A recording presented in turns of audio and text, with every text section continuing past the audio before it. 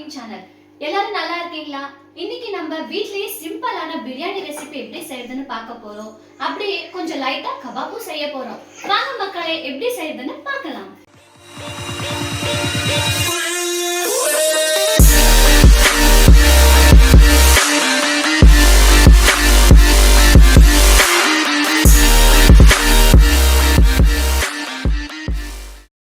இன்னைக்கு நம்ம 1 kg chicken எடுத்துன்னு இருக்கோம். 1 kg சிக்கன்ல 2 டிவைட் பண்ணியிருக்கோம். கொஞ்சம் கபாப்புக்கு, கொஞ்சம் பிரியாணிக்குன்னு. ஏன்னா நம்ம 2 பேர் இருக்கிறதுனால கொஞ்சம் தான் பிரியாணி செய்ய போகிறோம். நம்ம எடுத்து வச்ச சிக்கனை மஞ்சள் போட்டு ஃபஸ்ட்டு க்ளீனாக கழுவி வச்சுருக்கோம்.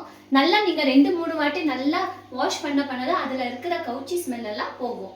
ஃபஸ்ட்டு நம்ம எடுத்து வச்ச சிக்கனில் பிரியாணிக்கான மசாலாவை மிக்ஸ் பண்ணலாம். ஃபஸ்ட்டு கொஞ்சம் சாம்பார் தூள், ஒரே ஒரு சிட்டிகை மஞ்சத்தூள், கொஞ்சம் தனியாத்தூள், ஒரு 2 ஸ்பூன் தயிர். உங்களுக்கு எவ்வளோ தேவை, நீங்கள் எவ்வளோ சிக்கன் போட்டுன்னு இருக்கீங்க அதுக்கேற்ற மாதிரி தயிர் போடுங்க. தயிர் எதுக்கு நம்ம ஊற வைக்கிறோன்னா நல்லா சாஃப்டாக வரும், நல்லா வேகும்னு. கொஞ்சம் லைட்டாக சால்ட்டு லைட்டாக போடுங்க, ஏன்னா நம்ம பிரியாணி செய்யும் போது கொஞ்சம் சால்ட் ஆட் பண்ணுவோம். கொஞ்சம் ரெட் சில்லி தூள், காஷ்மீர் சில்லி தூள் வாங்க, லைட்டாக போட்டுக்கோங்க. அவ்வளோதான், நல்லா மிக்ஸ் பண்ணுங்க.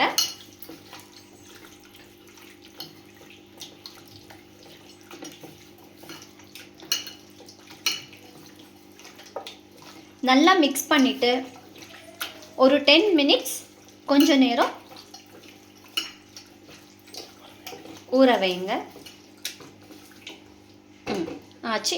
இப்போ நெக்ஸ்ட்டு நம்ம ஃபஸ்ட்டு கபாப்புக்கும் ரெடி பண்ணிக்கலாம், அப்புறமா நம்ம பிரியாணி தாளிக்கலாம். இப்போ நம்ம கபாப்புக்கு தேவையான கொஞ்சம் கொத்தமல்லி, கொஞ்சம் புதினா எடுத்து வச்சுருக்கோம். இப்போ இதை வாஷ் பண்ணலாம்.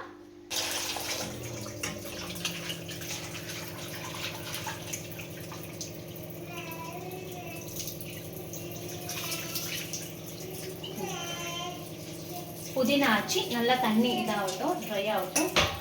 நெக்ஸ்ட்டு நம்ம கொத்தமல்லியவும் வாஷ் பண்ணிக்கலாம்.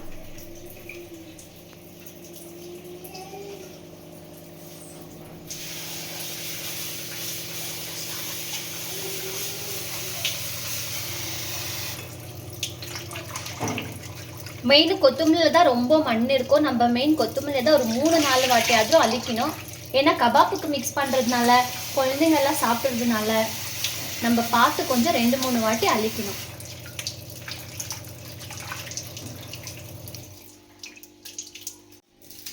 இது நம்ம கபாப்புக்கு ஆனியன் போட போகிறோம்.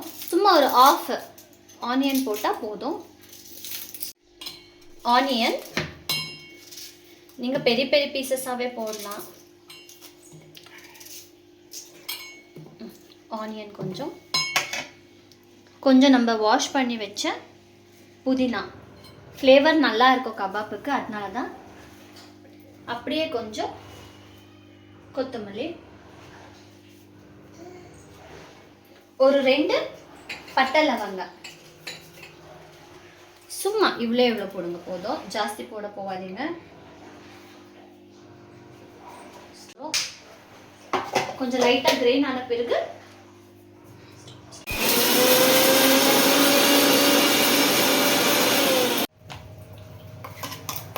பாருங்க, இந்த மாதிரி பேஸ்ட்டாக வரும். இன்னும் கொஞ்சம் தண்ணி போட்டுக்கோங்க, கொஞ்சம் ஜாஸ்தி வேணாம், லைட்டாக. ஏன்னா அப்போதான் நம்மளுக்கு கபாப் பிறகு இப்போ ஒரு 2 பச்சை மிளகாய். இப்போ நம்ம கபாப்புக்கு கலக்க போகிறோம். ஃபர்ஸ்ட் ஒரு 2-3 ஸ்பூன் மைதா போட்டுக்கோங்க. நீங்கள் எவ்வளோ சிக்கன் கலக்கி வச்சுருக்கீங்க அதுக்கு மேலே ஒரு ஸ்பூன் எக்ஸ்ட்ரா போட்டுக்கோங்க, 1/2 kg மேலே ஆகும். நெக்ஸ்ட்டு ஒரு 2 ஸ்பூன் கார்ன்ஃப்ளவர் போட்டுக்க போகிறோம். மைதா எதுக்குன்னா கொஞ்சம் சாஃப்டாக வரும், ஆயிலில் ஒட்டாது. நெக்ஸ்ட் ஒரு 2 ஸ்பூன் அரிசி மாவு போட்டுக்கலாம்.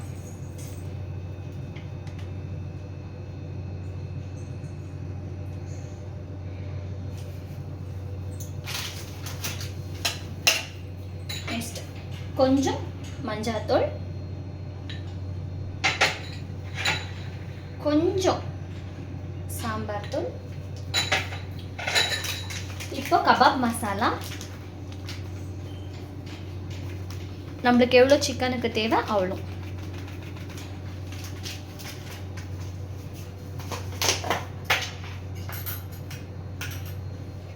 ஒரு 2 ஸ்பூன் இஞ்சி பூண்டு பேஸ்ட்.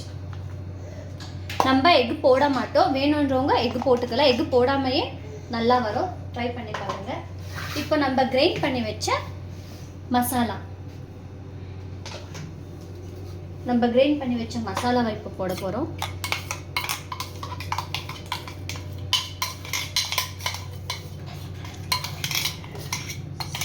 இப்போ கொஞ்சம் தேவையான அளவுக்கு சால்ட் நம்ம லைட்டாக போட்டுன்னு இருக்கோம். இப்போ லைட்டாக கொஞ்சம் ரெட் சில்லி, கொஞ்சமாக காரம் போடணும். ஏன்னா நம்ம ஆல்ரெடி பச்சை மிளகா கிரைண்ட் பண்ணதுனால காரம் ஜாஸ்தி ஆகிடும். கொஞ்சம் லைட்டாக கலக்கலாம். நம்ம எக் போடல, நீங்கள் போடுறவங்க போட்டுக்கலாம். நல்லா மிக்ஸ் பண்ணுங்க.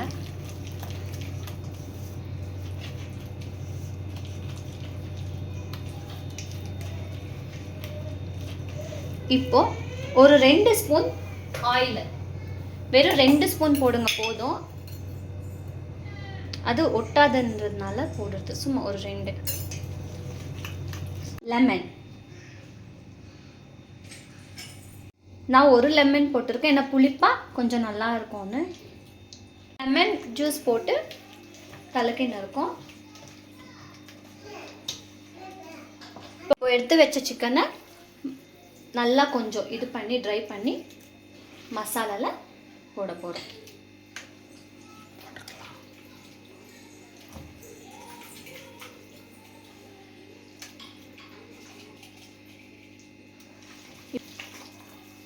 இது நல்லா கலக்கிட்டு லாஸ்ட்டில் கொஞ்சம் கருவேப்பிலை, அது ஃப்ளேவர் ஸ்மெல்லுக்காக போடுறது நல்லா இருக்கும்.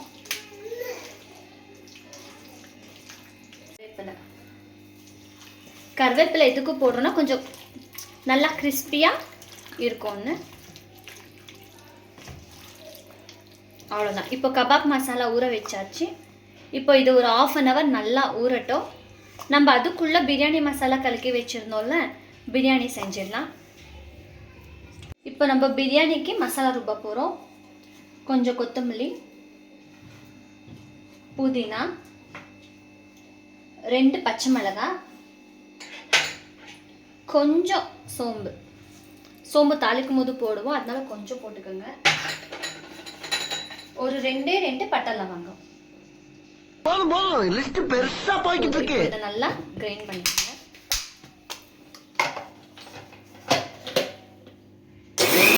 அதுக்கு தேவையான ஆனியன் கொஞ்சம் போட்டுக்கலாம். கொஞ்சம் ஆனியன் இப்போ நல்லா கிரைண்ட் பண்ணிக்கோங்க.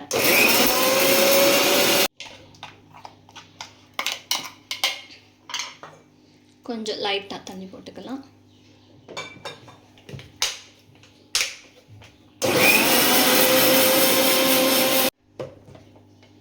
இந்த மாதிரி நல்லா பேஸ்ட் ஆகணும். இப்போ நம்ம பிரியாணிக்கு 1 கிளாஸ் ஜீரா ரைஸ் ஊற வச்சிருக்கோம், வாஷ் பண்ணி. ஒரு 10 மினிட்ஸ் இது ஊறின்னு இருக்கட்டும். அது வரைக்கும் நம்ம பிரியாணி தாளிச்சிடலாம். குக்கர்லேயே செய்ய போகிறோம். இப்போது குக்கர் நல்லா காஞ்சிச்சு. இப்போ ஒரு 2-3 ஸ்பூன் நெய், 2-3 ஸ்பூன் போடுங்க.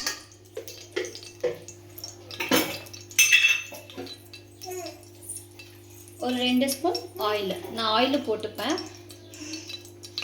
நெய்லையும் செய்யலாம், சில பேருக்கு நெய்யை ஒத்துக்காதுன்னு ஆயில். இப்போ நெய் நல்லா காஞ்சிச்சு. இப்போ நம்ம எடுத்து வச்ச பல்லோ வெல்லம், மராட்டி மொக்கு, ஏலக்கி, அனானஸ் எல்லாம் போடலாம். நல்லா போடணும்.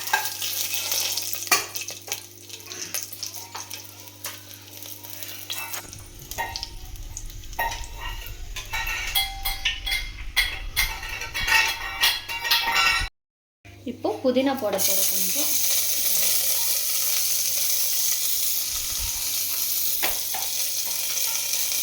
இஞ்சி பூண்டு பேஸ்ட்டு,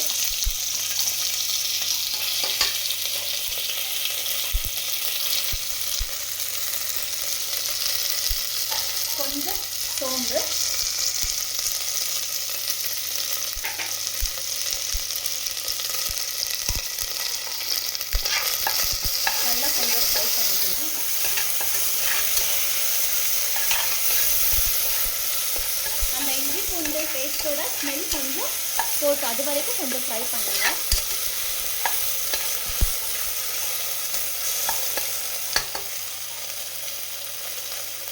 இப்போ நம்ம 2 ஆனியன் 3 தக்காளி கட் பண்ணியிருக்கோம். இப்போ ஆனியன் போட போகிறோம்.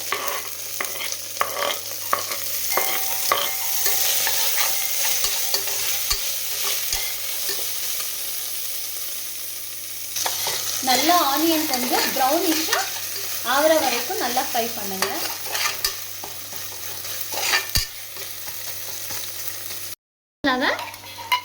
போட்டுன்னு இருக்கும்.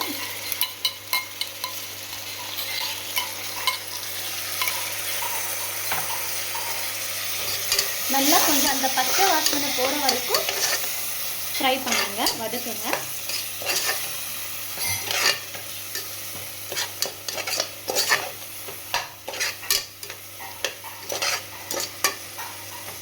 நல்லா கொஞ்சம் வதங்கி இந்த மாதிரி கொஞ்சம் ட்ரை ஆன பிறகு அப்புறம் தக்காளி போடுங்க. நான் 1/2 kg சிக்கன்ன்றதுனால வெறும் ஒரு 3 தக்காளி கட் பண்ணின்னு இருக்கேன்.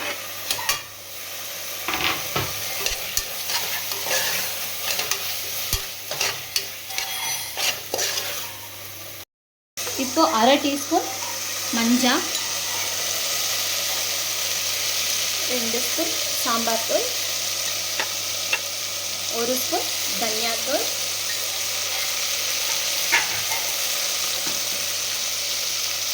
காஷ்மீர் சில்லி ஒரு 1/2 ஸ்பூன்,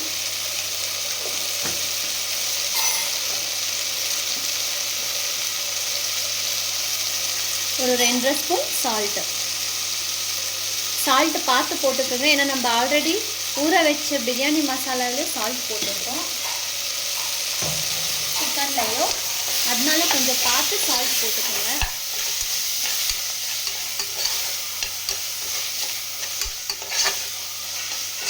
நல்லா கொஞ்சம் வதங்கட்டும், ஆயில் கொஞ்சம் பிரிஞ்சு வரணும்.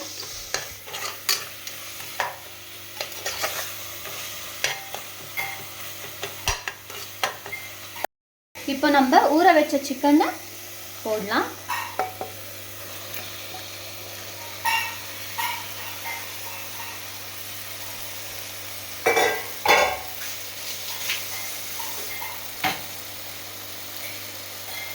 ஒரு ஸ்பூன் தயிர் போடுங்க, ஏன்னா நம்ம ஆல்ரெடி அதில் தயிர் போட்டு தான் ஊற வச்சுருக்கோம்.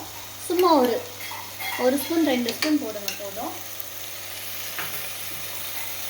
இப்போ நல்லா மிக்ஸ் பண்ணிக்கோங்க. அந்த மசாலா ஸ்மெல் போகணும். ஆல்ரெடி நல்லா ஊறிட்டு இருக்கும் சிக்கன் எல்லாம். கொஞ்சம் நல்லா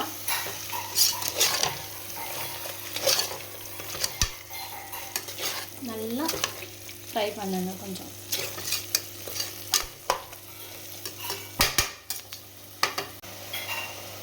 நல்லா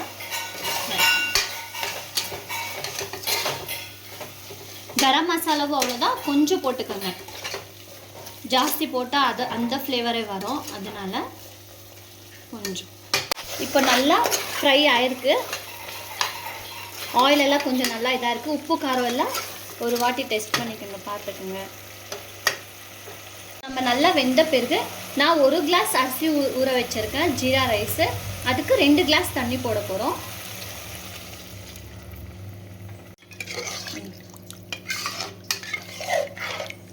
ரெண்டு கிளாஸ் தண்ணி ஊற்றிருக்கோம். இப்போ இது நல்லா கொதி வரட்டும்.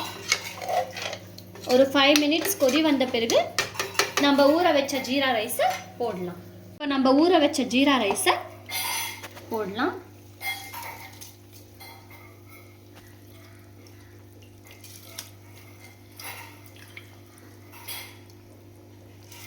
ஆல்ரெடி நம்ம ஊற வச்சிருந்ததுனால 2 விசில் இல்லைன்னா 3 விசில் விட்டால் போதும்.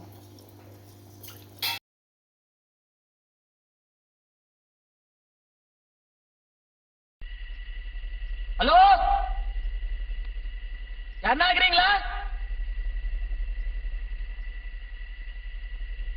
அமைதியா இருக்குது. அவ்வளோதான். இப்போ குக்கர் மூடிட்டு 3 விசில் விட்டால் பிரியாணி ரெடி. பிரியாணி ஆயின்னு இருக்கு. இந்த பக்கம் அதுக்குள்ள ஊற வச்ச கபாப்பை போட்டுடலாம். நல்லா ஆயில் காஞ்சிடுச்சு. கலக்கி வச்ச சிக்கன் போடலாம்.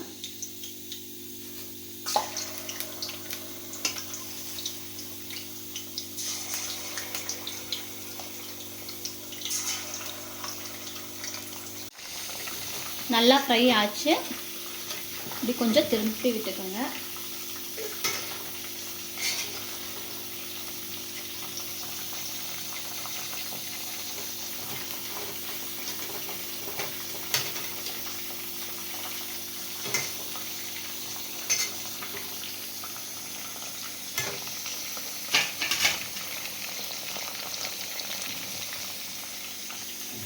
இறங்கிருக்கு.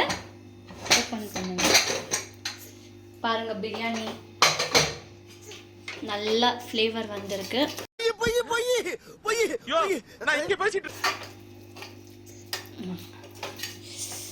இப்போ கொஞ்சம் 1 ஸ்பூன் நெய் போடலாம். நெய் போட்டுட்டு ஒரே வாட்டி கலக்குங்க. அப்போ இன்னும் ஃப்ளேவர் நல்லா வரும். இப்போ நல்லா கொஞ்சம் கலக்கி விடுங்க.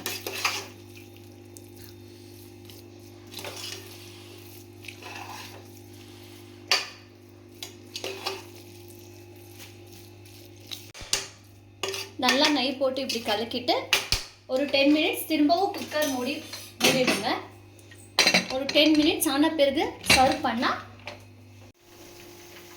சுட சுட பிரியாணி கபாப் ரெடி ஆச்சு. நம்ம ஃபுட்டை நம்மளே டேஸ்ட் பண்ண நல்லா இருக்காது. என் ஹஸ்பண்டை கூப்பிடு, அவரு டேஸ்ட் பண்ணி பார்க்கட்டும். மாமா வாங்க.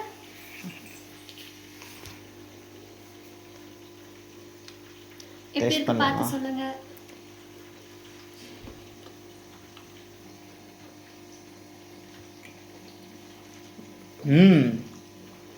நல்லா இருக்கு.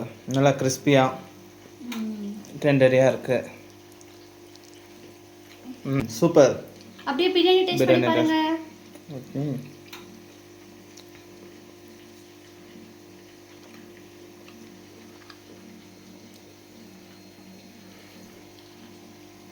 வாவ், நல்லா இருக்கா? செம்ம. எல்லாரும் லைக் பண்ணி சாப்பிடுவீங்க. ரொம்ப நல்லா இருக்கு.